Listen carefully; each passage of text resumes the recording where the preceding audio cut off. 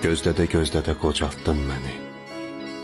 Mən ki yuxudaydım, ayıltdın məni. Nə tuttun əlində, nə attın məni.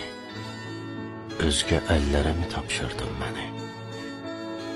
Bugünü gözlədim, sabaha qaldı. Sevincin axırı bir aha qaldı.